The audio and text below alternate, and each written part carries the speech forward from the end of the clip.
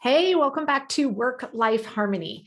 Today, I want to talk about something that might be a little controversial for some of you, but I really want to dive into why I don't believe that an approach that a lot of people in the productivity, time management, planner space, an approach that several of them teach that I see is failing a lot of women. Now, a caveat with this, if this currently works for you, don't change it. Okay. But if it's not, I think today will be an interesting conversation because it might shed some light onto you on why this approach maybe has not been very successful. So a lot of people will kind of coach around how to be productive, how to make sure you're getting the most important stuff done. And I'm very much paraphrasing here. They will say every day at the start of your day to sit down and figure out what are the top 3 most important things that need to get done that day. And like, that's it. That's what you focus on. And this is what helps you, move the needle on those important things. Now, I don't disagree with the concept there. There's a ton of value in making sure you know what are the most important things, right? What are you focused on? What is going to make that impact? What's going to help you sleep better at night, etc. But here is why that approach of kind of this daily, very laser focused, what are the top 3 things each day? I see this not working for so many people. And where I really see this not work is if you are someone similar to myself that is living a very integrated life, meaning I don't have, hey, now I'm going to work and I have uninterrupted work hours and now I'm home from work and now I'm just at home and not dealing with work. So many of us are either, working from home, maybe you're running your own business. It's a very fluid day, right?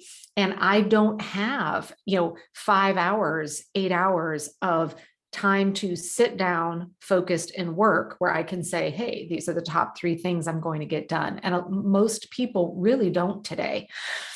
So the reason why this strategy of here's your top 3 things, let's just focus and get those done, typically lead to less productivity instead of more. And when I look at my schedule for today, I have, a meeting and then maybe 30 minutes and then, a form of an appointment, maybe 45 minutes, et cetera. So if that first window of 30-minute availability pops up for you and you go look at your, the list of 3 things, well, if all of those are things that you are recognizing, hey, these might need I need a good hour, or this is something where I need more focused time than just 30 minutes. What we end up doing is saying, oh, I can't start on that yet. I can't start on that yet because we don't have the dedicated space often needed to do one of those top 3 things. So then what happens is that 30-minute window before your next appointment, meeting, et cetera, gets spent usually doing meaningless things. It might even end up with you scrolling social media. This is why I am beyond passionate about educating people on the importance of weekly planning and how creating a weekly plan where we are comprehensively looking across everything we have going on for the week, our priorities across the entire week, and intentionally grouping and structuring together tasks and activities so that we can get the most important things done in a non-stressful, meaningful way. But if we instead take this approach where every day as we're starting our day, we're asking ourselves, okay, what are the 3 most important things? And we're writing them down without any real understanding of what's my available time, what kind of uninterrupted time am I going to get? Are these 3 things I'm listing in alignment with the realities of my day today? And if they're not, what we're going to end up doing at the end of the day, we're going to see those three most important things aren't done. We're going to beat ourselves up for it when the reality is today was not the right day to work on any of those.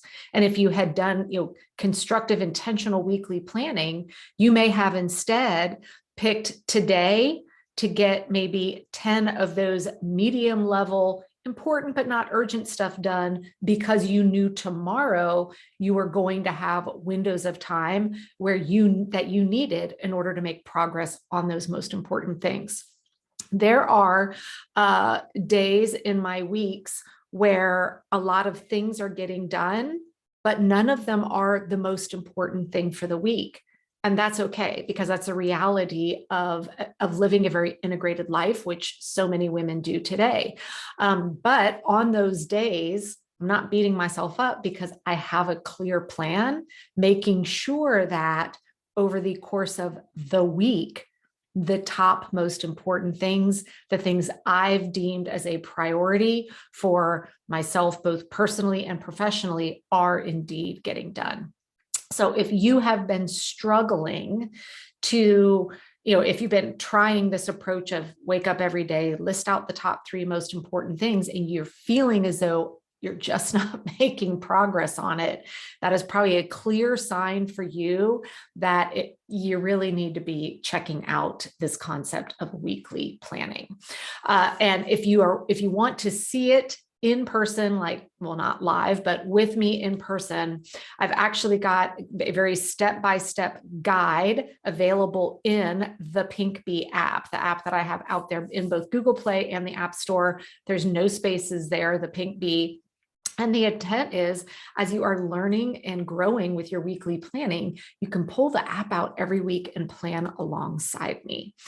So I hope, if you've been struggling with this idea of your 3 priorities per day and it hasn't been working, that today's episode is really all around letting you know it isn't you. You're not doing anything wrong. It's that you're likely in a lifestyle that just doesn't support that approach. Hope you have a fantastic week.